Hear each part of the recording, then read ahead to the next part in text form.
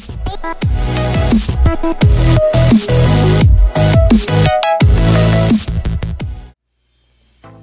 guys, this is Non-Lammers of Invoked 101. Welcome back. Today we're taking a look at my brand new first place Invoked Mekk-knight deck profile. Took this to locals, ended up getting first with it, felt great.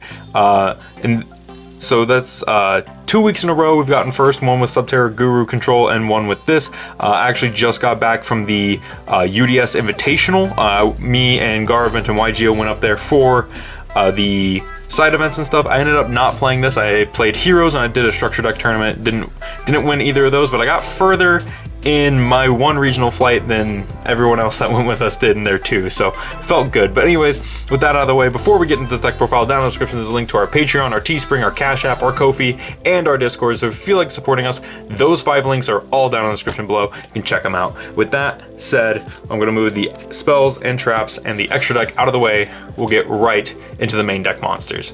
And of course, we're using our beautiful Downward Magician regional qualifier mat.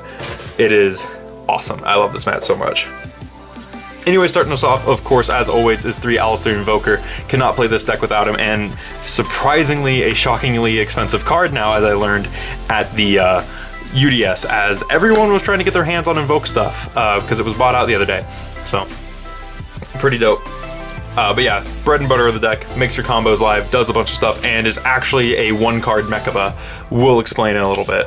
But anyways, next to Alistair, we have 3 Purple Nightfall. Purple Nightfall is one of the best Mekk-knights. He has the highest stats, and he's also able to dodge and save Mekk-knights by banishing them until the next standby phase and searching out a new copy. So he is basically every Mekk-knight while being the best Mekk-knight in a lot of ways. So very cool on his part. After that, I'm playing 2 blue. A lot of people have cut blue to 1, but I think 2 blue is correct. Still, I've seen like it's kind of like a mixed bag. But anyways, this card is awesome. Resolved him a few times. Usually you get 1 because you do kind of have to force the column, but every now and then you get a search 2. And if you're really legendary, you get a search 3. But yeah, so 2 blue.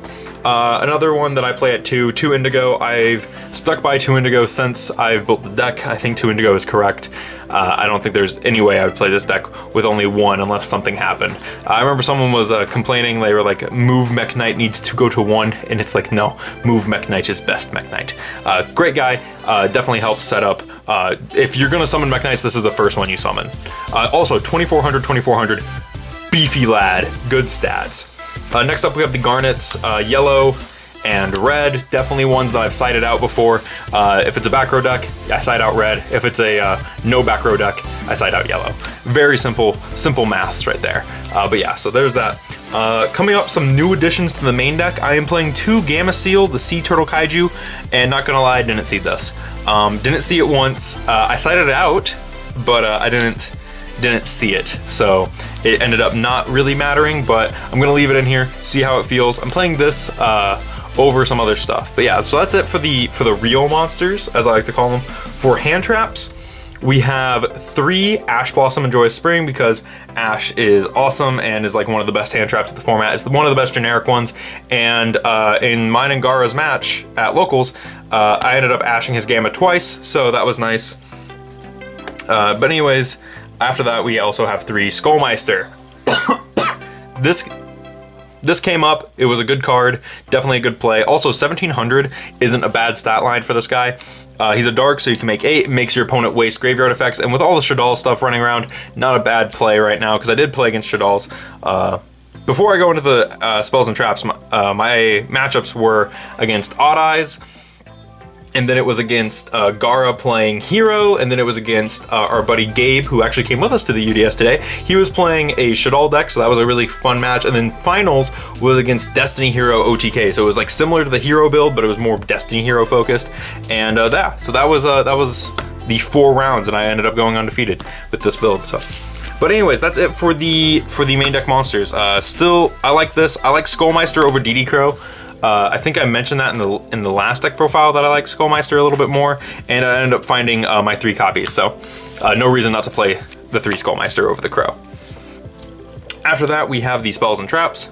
And starting us off, of course, is the thing that searches the best card in the deck. There was multiple games where I opened 2 Alistairs and a field spell, and I was like, cool, this guy's just gonna run the whole game today, huh? So there was multiple games where I was like, yeah, just play Alistair. So yeah, those 3 meltdowns. I actually usually end up siding out one of these just cause. And then 3 invocation. Good card. I used to side these out because I was a bad player then, but now I stop siding out the 1 copy and just leave the 3 in there. New addition to the deck again, Book of the Law. This is a mass change for the deck, and it's interesting. I'm trying it out right now. I actually haven't sided this out yet, but there hasn't been a moment where I've needed it, if that makes sense. Like, I haven't drawn into it, and I haven't made Invoker of Madness enough to actually to search it. So yeah, not sure how I feel about this, but I know that this does lead into the OTK. Like, you can just OTK a little harder with this. If you get like Mekk-knight and the Alistair link, you can search this and then OTK with like Purgatrio and Mekk-knight and stuff. So yeah, Book of the Law. And controversial pick, 2 Super Poly in the main instead of 3. I don't think 3 Super Poly is worth it this format. There's not as many dark decks running around. There's not as many just Super Poly friendly decks, if that makes sense. But this is still a good play because what you can do, you can still Super Poly away like an opponent's IP Masquerena, make Kaliga. You can still fuse away like a Meluseek, make Cocytus. You can do a whole bunch of this, or Cocytus, sorry, not Cocytus, Cocytus. You can do a whole bunch of stuff with this. I think 2 is correct now. I thought 3 was correct. I think 2 is correct now. Pot of Desires, still, I like playing 2. Some people say play 3, I like 2. A lot of people ask me what I did whenever Mind Control went to 2. I bumped Called by the Grave to 3. Yeah, 3 Called by, I think it's correct now. This deck is a bit glass cannony, and also Called by is one of those cards that not every deck plays. So, and not every deck has an out to Called by, because it is one of those things where it's like, okay, I'm gonna pitch this and you just snipe it. It kind of works as like a DD Crow. Skullmeister also works like DD Crow because they're similar, but this is another way to make sure your stuff goes on. So like if Skullmeister is your Called by on your opponent's turn, this is your Called by during your turn, if you catch my drift. 2 Cyclone. 2 Cyclone is correct. Back row heavy format. Cyclone banishes, so it doesn't like trigger. The only thing this will trigger is Waking the Dragons. So 2 of these. I have not regretted playing 2 of these. I think 2 is correct. And speaking of 2 being correct, 2 Mind Control. This is still mindcontrol.deck. So definitely still want to be playing that.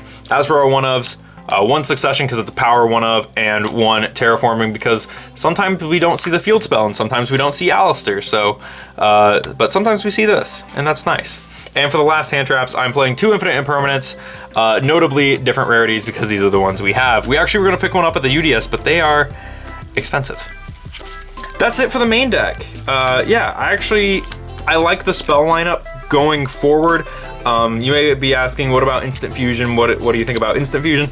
I've been notable on not truly agreeing with Instant Fusion, so if you want to play Instant Fusion, I recommend playing it at 2. You could cut Called Bys, you could cut the Book of the Law. That would be what I would do. And then moving into the extra, we have, of course, 2 Mekk-knight, as always. It's kind of a mandatory 2 of at this point. Whoa. Hi there. You want to focus? There we go. 2 Mekk-knight, 1 Purgatrio, because Purgatrio is one of the best fusions. 1 Cocytus, as you guys know, I like this card. I think it's good. If you summon this against frogs, it's a win. If you summon this against Altergeist, it's a win, because they can't target it. They can't really do anything against it. It's unaffected by effects. It's such a blowout card in such specific matchups, but at the UDS Invitational, there was a Paleo Frog player in Top Cut, and there was an Altergeist matchup that this would have won me because they made Meluseek like 3 times. So yeah, definitely like that card. Kaliga is good. A lot of people aren't playing him right now. He's not seeing as much play. He is one of the ones that if you do want to cut a card, especially right now because there's not as many dark decks going around, Kaliga could be cut. So just a thing to think of. I'm playing it right now in case you see Skullmeister. It's one of those things where this is better in Shaddoll Invoke than Invoked Mekk-knight. And of course, the best Super Poly target, Invoked Elysium. You just fuse away one of these guys with your opponent's extra deck monster and make Elysium, and you're golden. Feels good. And also speaking of super poly targets, Starving Venom, Fusion Dragon, which I think at this point we might be able to cut. I'm still debating on whether I want this to be a Violet Chimera or Starving Venom, especially with the format. So every now and then I'll swap this around for one of the other ones, but Starving Venom is the one I stick with usually. Anyways, moving into the links, we have one Almirage because Alistair and Almirage are like bread and butter, but now we have the newcomer, the peanut butter to the jelly, or the bread, I guess. If Alistair's the bread, this is peanut butter, this is jelly. Secure Gardna. So how Secure Gardna works is you normal summon Alistair, you search Invocation, you link Alistair into Almirage, you link Almirage into Secure Gardna because it requires one Cyber Link monster, and then Secure Garden is light, so you are able to instant fuse. You are able to Invocation out Mechaba on turn 1. Also, it says for the rest of this turn after this card special summon, you take no effect damage. So no clue why, but if you're playing against Mystic Mind Burn and you're worried about getting burned, Secure Gardna is a card you could link summon and then you don't take burn damage. So that's kind of neat. Also, there was times where I was making just boards and I would normal summon Alistair, but I'd need to get him away because I want him in the graveyard. So I'd make Almirage and I'd just kind of sit there and I'd be like, huh. And then I remembered that he has 0, this has 1,000. So if you just need some extra points, some extra damage on board, you can make Secure Gardna and have some extra damage. Unfortunately, it doesn't point down or anything, so there's real no point to make him immediately if you can fuse already. But like if you make Alistair and you have something in graveyard, make Almirage, fuse something down here, and then turn Almirage into Secure Gardna. But yeah, Secure Gardna, new addition. Definitely not regretting it.